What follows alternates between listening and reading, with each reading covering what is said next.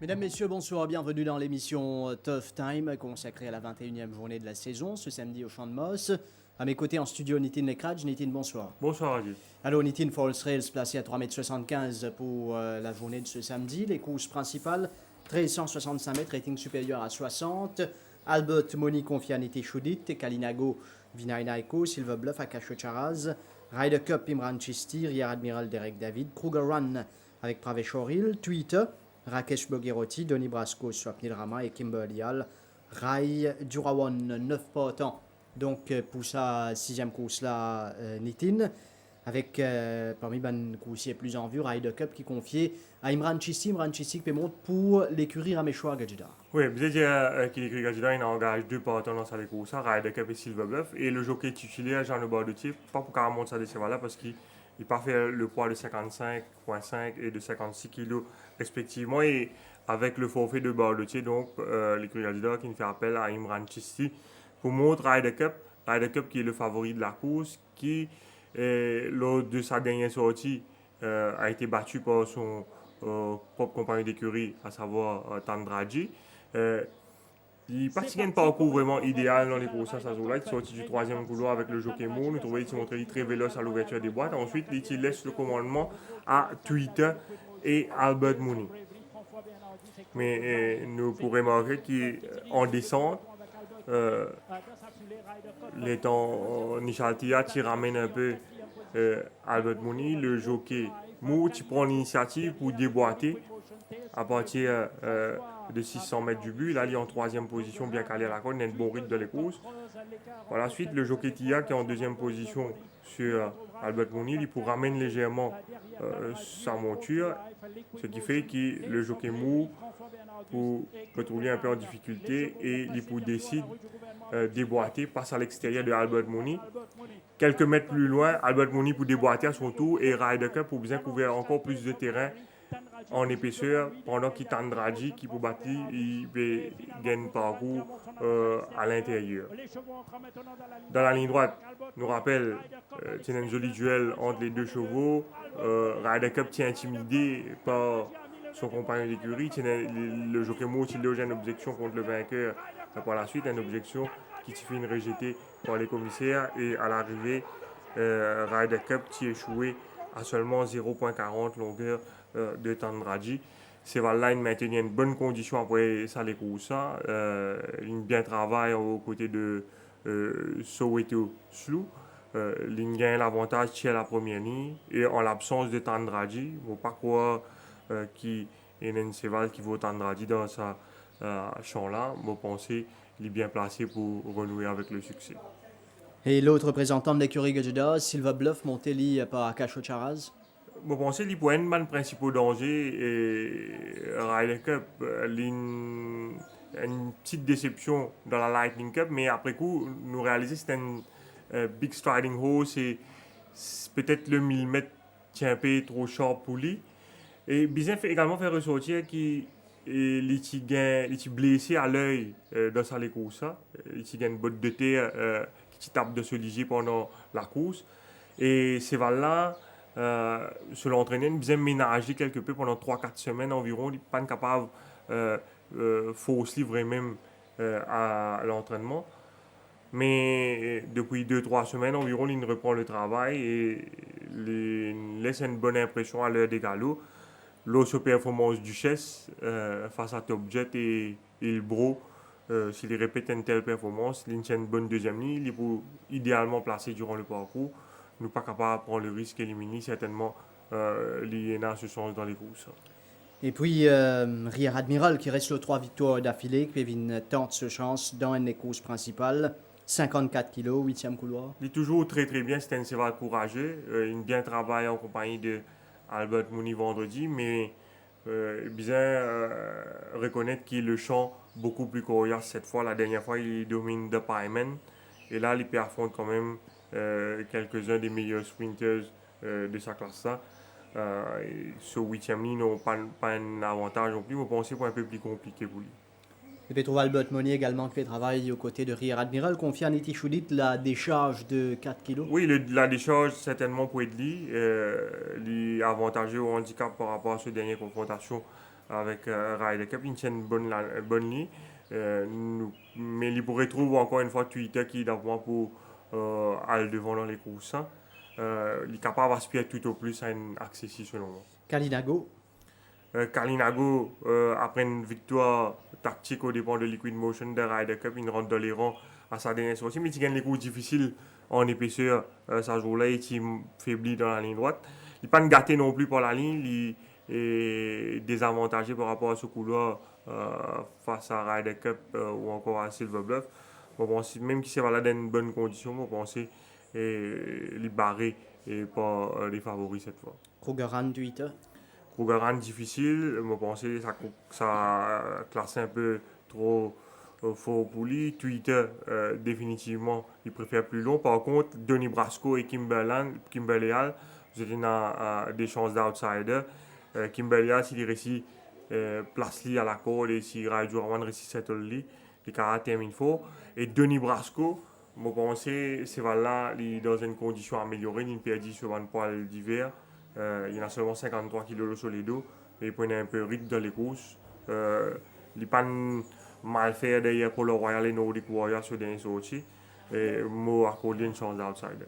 Ou bon choix ici, Nitin. Et moi, pour faire confiance à Ryder Cup devant Kimberley Hall et Silver Bluff. Voilà pour la 6e course. Nous passons maintenant à la première épreuve. Première course au 1500 mètres, rating 0,30. Alors, Lividus, Social Network finit par côté l'écurie Randy Apeatob, Amber Palace, Beautiful Bhutan, City Treasurer, Obama, Parkwood, Jungle Skyline, aussi Caffel et Putfoot Singe. Voilà les 10 potes engagés dans cette première épreuve, une première course qui reste comme chaque semaine bien ouvert, même si Beautiful Bhutan, tu fais faute impression des Yagabi la dernière fois. Oui, Beautiful Bhutan, si bien accéléré sur dernier sortie, gamaté par un excellent Garbi, il maintenait une très bonne condition. Il est certainement parmi les principaux prétendants dans sa course. Si vous êtes soit avant les courses, également, il réalise une bonne course en bas après avoir couru en épaisseur. Il y a également Lividus dans sa course qui est un peu malchanceux la dernière fois, battu par Cinchona. Il faisait déboîter à 350 mètres de l'arrivée. Et les Tigres battus au finish par Cinchona. Lividus qui maintenait une très bonne condition, qui sera monté par Kevin Ganowa cette fois. Il peut y avoir un mot à dire, même si à première vue, tu pas préféré un parcours plus allongé à ce stade. Il y a Amber Palace qui travaille toujours très bien à l'entraînement, qui reste aux deux accessibles, une deuxième place des Craftman et une troisième place des No Prisoners à sa dernière sortie. Des progrès attendus de la part de City Treasurer qui est apparu dans une très bonne condition à l'entraînement. Et puis il y a Putfoot Singe et Carfel qui sont deux bons outsiders.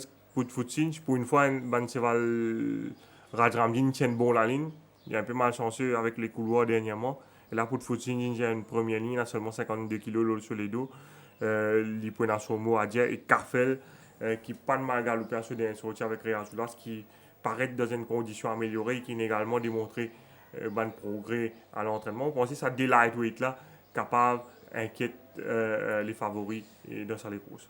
Et ben, des autres coursiers, les Social Network ou Jungle Skyline. Jungle Skyline, toujours un énigme, difficile de lui faire confiance, pas de galoper depuis la troisième journée.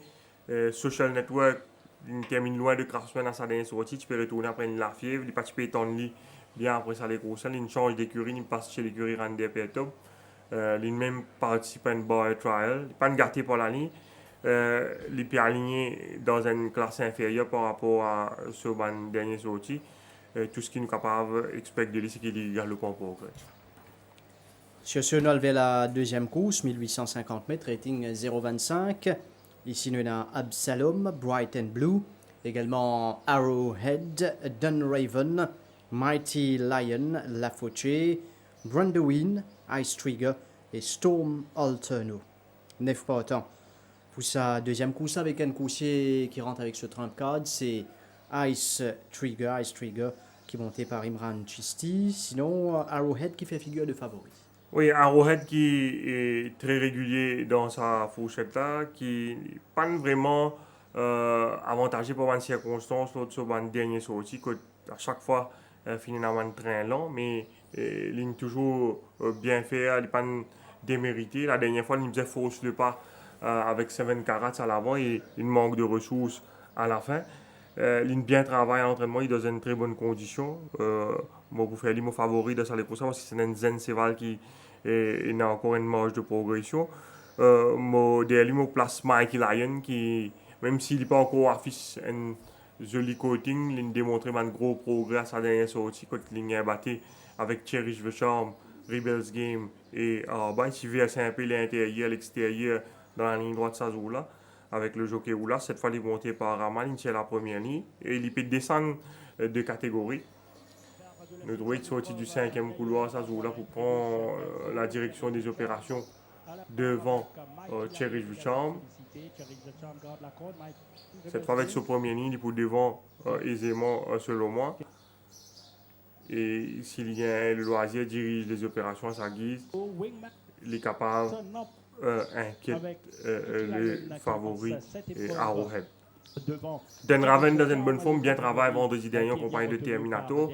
Malheureusement, les groupes de surmontent sur les 9e ligne. Il y a Brighton Blue qui a démontré un progrès à l'entraînement. Nous sommes capables d'attendre à ce qu'il réalise une meilleure performance. La Fauche, dans une très bonne condition, aligné sur 1850 mètres, il n'a pas encore pris à sa convenance. Il est capable également bien faire. Et il y a Brandewin, le train partit vraiment avantageux sur le dernier sortie. Et c'est vraiment muni de Tongtai qui drop de bit la dernière fois, donc nous faisons Regetli. Il pas vraiment bien travaillé à l'entraînement, mais c'est vraiment dans une bonne condition. Et puis il y a Storm Alterno, qui la dernière fois il s'est montré lent au départ, mais auparavant il galopait une jolie les courses avec des Nesofol contre les Tibat en bas. Les Tibat en bas, pardon. Il a fait un essai au Stalls il y a 2-3 semaines de cela. Il y a un lightweight là, sur les deux. S'il est capable de surmonter sur mauvaise ligne, il est capable de bien faire là, sur les courses. Numéro 1, Absalom. Et bon, il peut trouver la concurrence un peu, ride dans la fourchette trentaine, la ligne descend de catégories. Nous sommes capables d'attendre à ce qu'il y ait le bon progrès. Il finit de faire les tours donc de sa deuxième course là pour les choix, ce sera en fin d'émission. La troisième course, 1500 mètres, benchmark 41. Esteco, Wywery, Max Rapax, Strum aligné pour la deuxième semaine d'affilée, Hancock's Dynasty, Canadian Club et Wonderlane. Esteco qui a sorti une jolie performance la fois dernière pour finir troisième. Max Rapax victorieux. Strum remonté la semaine dernière dans les derniers mètres de la course. Hancock's Dynasty qui n'est pas capable de mettre de côté. Une course bien intéressante, les Oui, une course bien ouverte. Côté le papier, Esteco et Wywery sont les deux meilleurs chevaux du lot. Esteco qui finit à battre de peu à 0,50 longueur de Fury Equatil et de Headstrong Arias à sa dernière sortie. Wywery il enchaîne une bonne performance. Il bat Fury Equatil, il sort deuxième derrière Blaze of Noon et il sort troisième derrière Pont d'Avion et Bandido Caballero, le 1850 mètres. Il galope une 1365 par la suite. Là, il remonte le 1500 mètres qui est plus sur l'avantage. Mais il peut aligner dans une classe inférieure par rapport à ce dernier des courses. Il est capable d'un danger pour le favori Max Rapax qui est aussi, même si c'était dans une classe inférieure, il gagne dans un style impressionnant face à Craftsman dans un joli chrono N30-50.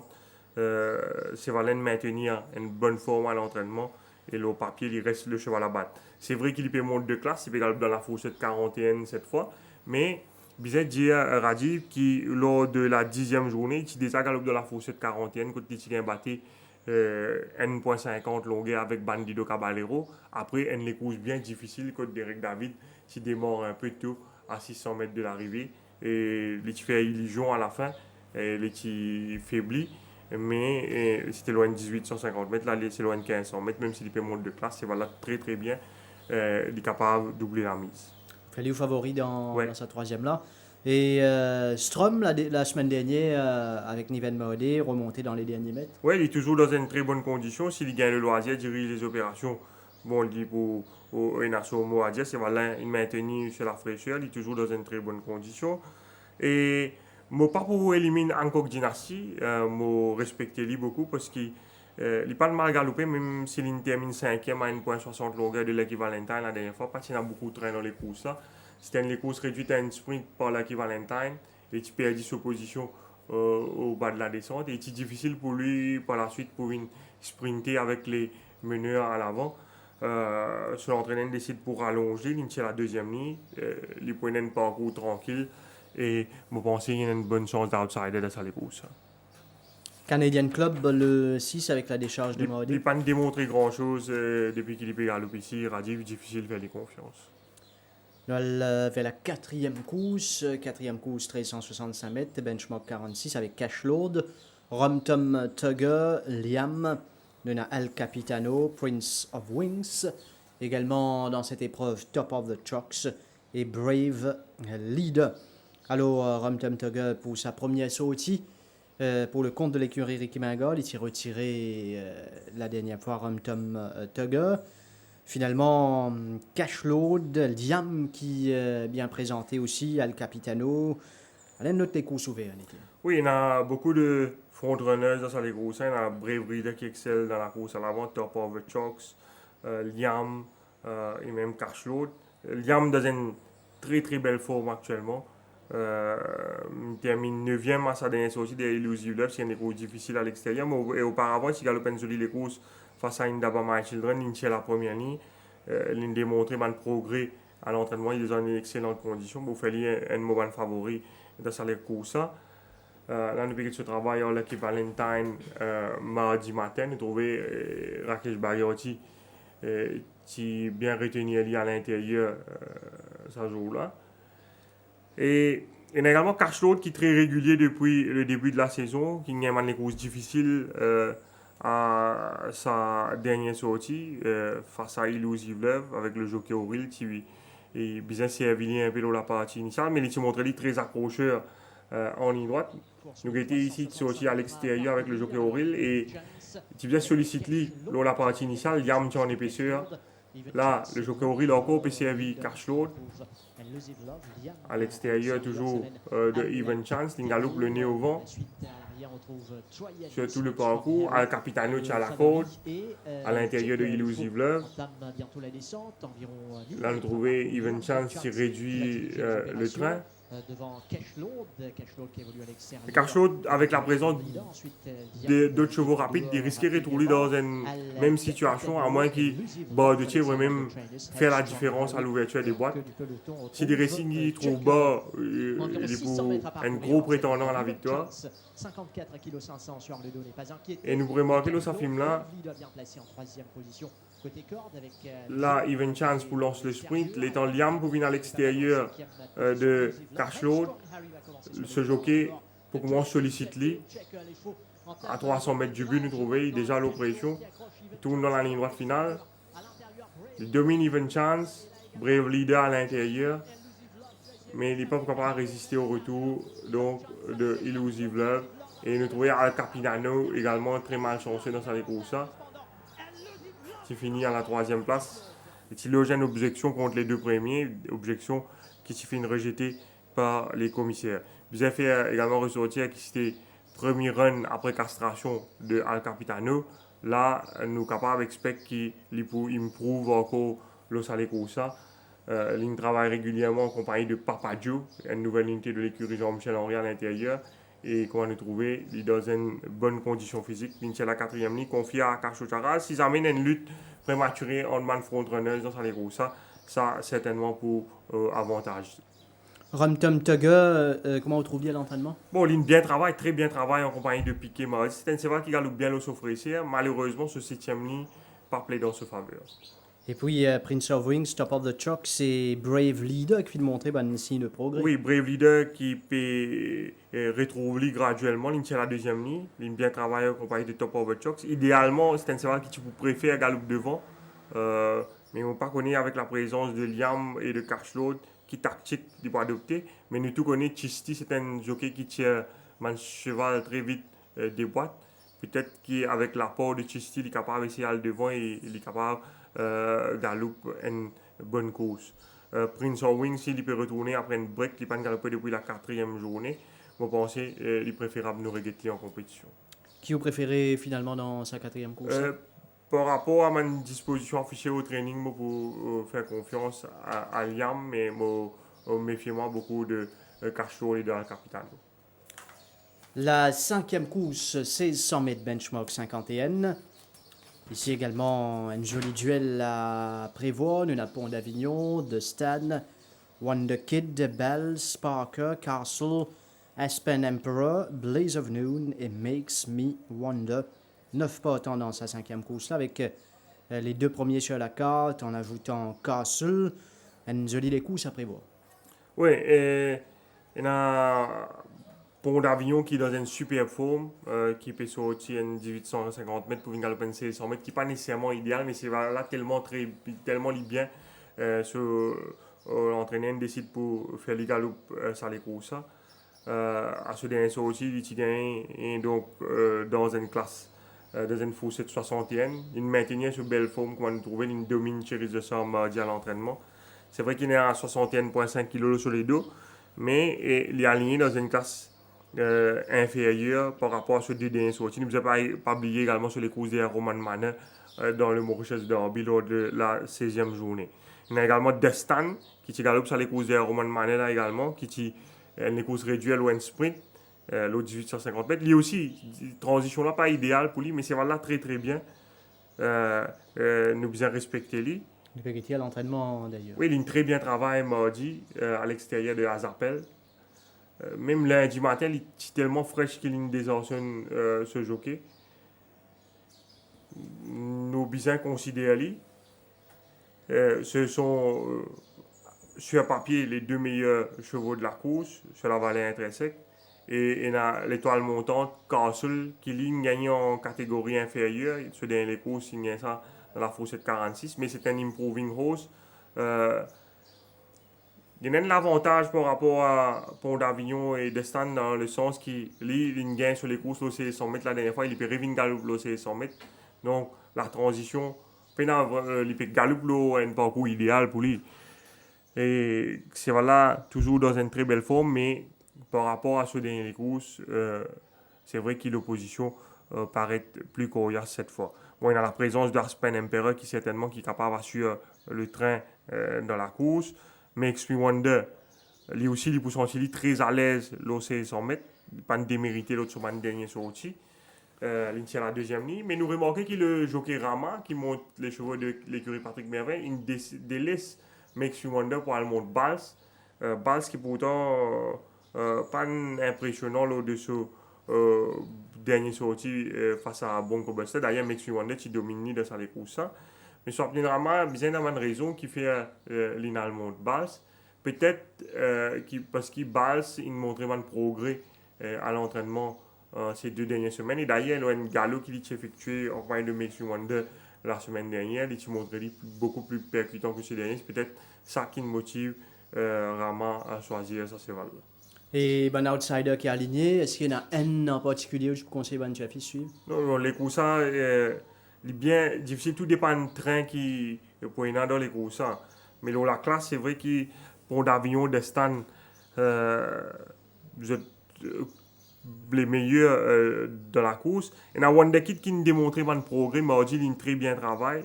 Pour lui, parcours, pas de problème. Nous sommes capables d'attendre à ce qu'il les galops prennent meilleur les courses. Mais comme outsider, moi, penser les 2 chevaux de l'écurie Patrick Merveille, Makes Me Wonder et Bals, il a une petite chance. Maintenant, la 7e course, le 1000 mètres, benchmark 31, contenu dans Almahara. Épicentre qui est confié à Kevin Ganoa. Mileni Mesta avec les œillères à nouveau. Adistar, Akachocharas. Brazo, Limran Chisti. Power Dive qui vient le 1000 mètres avec Vinay Naiko. Yodaman aussi aligné sur 1000 mètres, Jeanne Bardetier. Et Ocean's Edge. 8 partants dans la 7e course. Adistar qui finit gagner de belle manière la fois dernière, appelé à confirmer Nitin. Oui, il est toujours dans une très bonne condition. Il remporte une victoire convaincante la dernière fois face à Laudal. Laudal qui finit gagner par la suite. C'est un cheval qui montre lui très rapide à l'ouverture des boîtes. Il est monté par Darrell Lolen ce jour-là. Il tire une couloir intérieure et il prend le commandement assez facilement. devant l'Orodal. Et c'est un Star Spangled Banner qui s'y suit en troisième position. Et ce qui est intéressant avec ce cheval-là, c'est que vous trouvez quand on arrive dans la ligne droite, à un moment à l'entrée de la ligne droite, où on a l'impression que l'Orodal pourrait venir le lit. Mais dans les derniers 100 mètres, nous trouvons qu'il y a une deuxième accélération quand il repousse l'assaut de l'Orodal. Là où on a l'impression que l'Orodal pourrait faire du terrain le lit, mais le jockey Holland sollicite et tient la cravache, je trouvais il réaller à la fin pour remporter une victoire assez convaincante. Le cheval a battu sur papier définitivement, mais comme adversaire, je pensais, il divisait Mefieli de Pawadai, qui est d'après moi, pour bien faire dans sa course, le 1000 mètres, là, nous avons le travail de Adista mardi matin, quand on a trouvé une bien travail avec Sunil Bendoul au Soledo. Ne vous pas oublier que l'année dernière, Pawadai, il a fait une jolie course au 1000 mètres derrière Actor Vela et Kremlin Captain.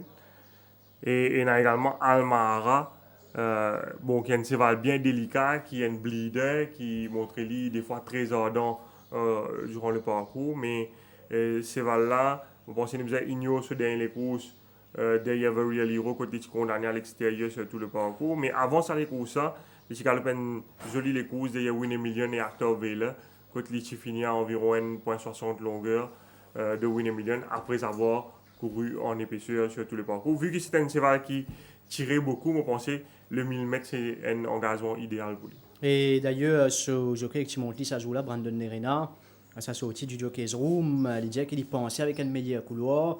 Almarat est capable même ce jour-là faire la différence. Et là, il finit la deuxième ligne, montée par Rai Durawan. Le numéro 2, Épicentre. Bon, il peut retourner après une break, il va galoper depuis la deuxième journée. Il est dans une très bonne condition, il est capable d'influencer le déroulement de la course parce qu'il y a un peu de vitesse, ça c'est là. Nous sommes capables d'attendre à ce qu'il les galope en progrès. Millennium Mesta, les œillères à nouveau. Et je ne dis pas de mal faire à l'entraînement, mais ce 9e ligne, pas un avantage de ça les courses. Yodamen qui vient sur 1000 mètres. Oui, un peu étonnant pour trouver dans ça les courses, mais je pense sur l'entraîneur, il y a une raison qui fait qu'il peut doubler lui. Vu que c'est un cheval assez allant, je pense avec tout dépend de comment il se déboîte parce qu'il y a une fois il montre lui long, mais s'il prend un bon départ et qu'il n'est un peu pas dans les rousses, il est capable de terminer faux. Je pense qu'il peut faire mieux avec le jockey Barducci. Et enfin le numéro 8 est en Ocean's Edge. Difficile de lui accorder une première chance par rapport à ses dernières prestations. Voilà maintenant, 8e et dernière course, 1400 mètres, benchmark 36 avec Joe's Legacy, Tiger Island, Craftsman, monté par Akash Charaz, Blueberry, Skywalk Luke, Supersonic Sam et Mukherjee.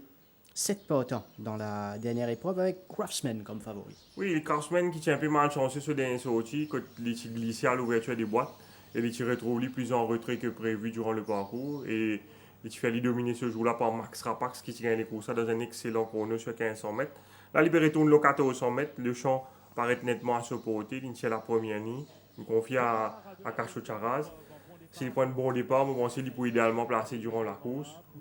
Et dans ces deux dernières performances, je pense qu'il est le cheval à battre dans l'épreuve.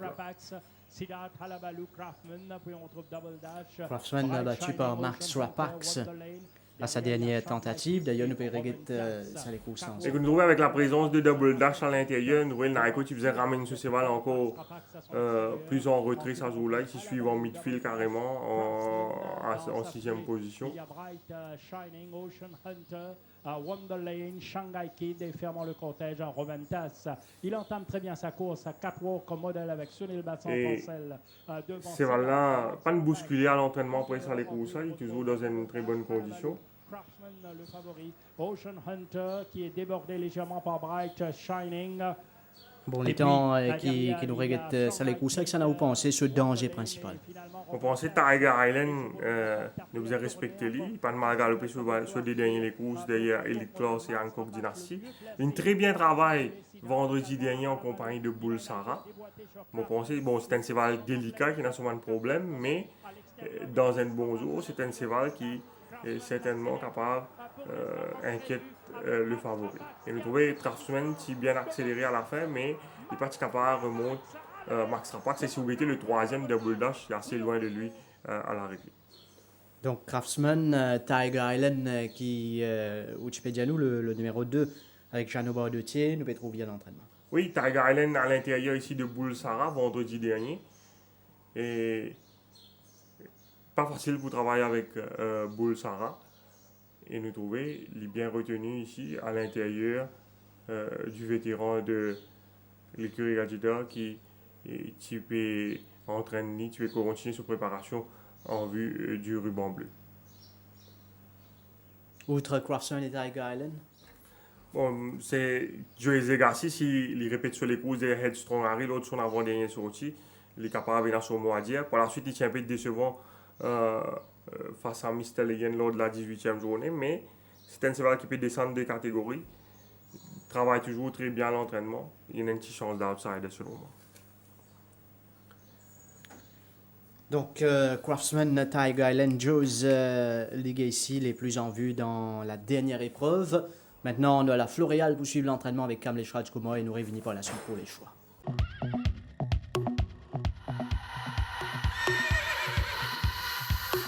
Les prétendants à la victoire dans la première course sont principalement Lividus, qui s'est refait une santé et qui est toujours bien dans sa peau actuellement.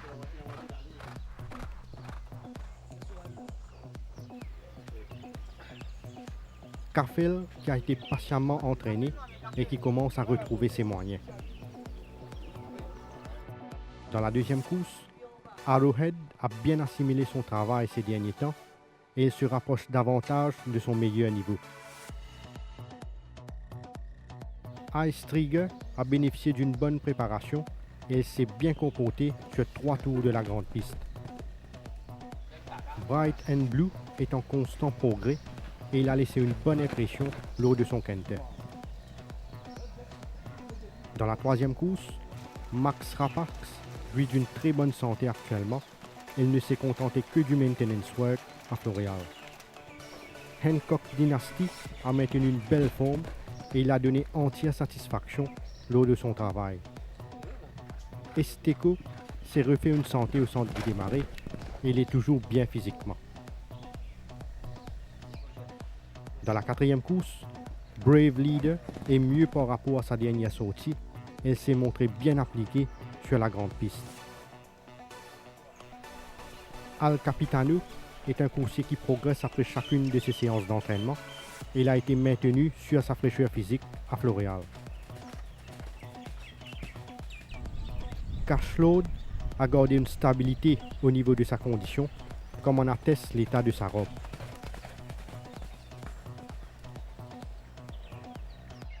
Dans la cinquième course, Castle est un coursier qui ne cesse de gagner en puissance et il a bien entamé sa préparation jusqu'à présent.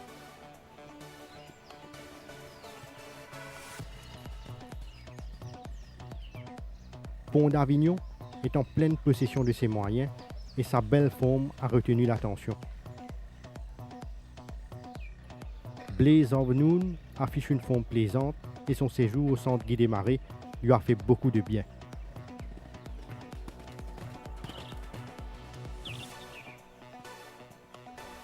Dans la sixième course, Ryder Cup est descendu à Floréal pour parfaire sa condition après sa dernière sortie et il est bien physiquement.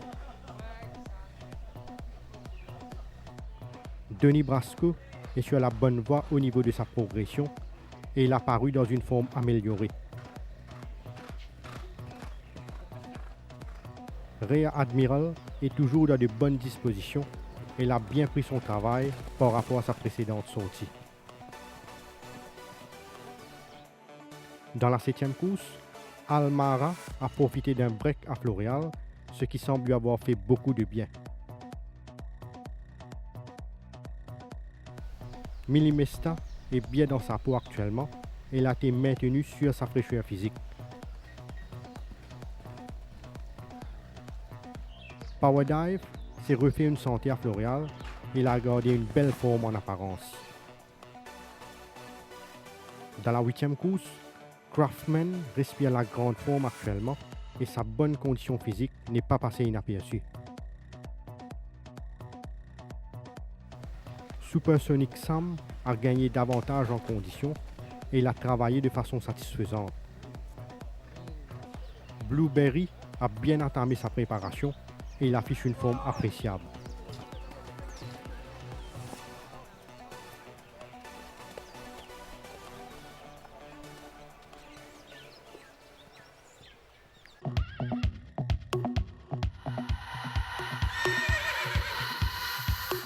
Retour sur le plateau, maintenant les choix dans cette émission. Nous commençons avec la première course, le 1500 mètres, rating 0,30. Nitin? Moi, je fais confiance à Carfel devant Beautiful Bhutan et Put Foot Cinch. La deuxième course, 1850 mètres, 0,25. Arrowhead, Mighty Lion et Brandy Win. La troisième, 1500 mètres, benchmark 41. Max Rapax, Hancock Dynasty et Wild. Quatrième course, 1365 mètres, benchmark 46. Liam, Al Capitano et Cashload. La cinquième course, 1600 mètres, benchmark 51.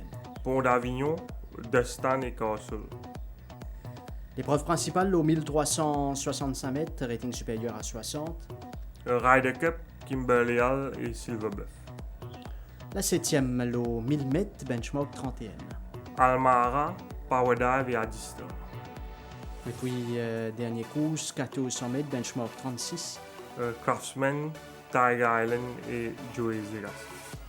Voilà un peu pour les choix dans cette émission. Maintenant, on demande un banker et un outsider. Et Banker objet Craftsman dans la dernière course et Outsider Carfel dans la première course. Merci Nitin, merci à toute l'équipe derrière la réalisation de cette émission. Mesdames, Messieurs, merci de votre attention et bonne soirée.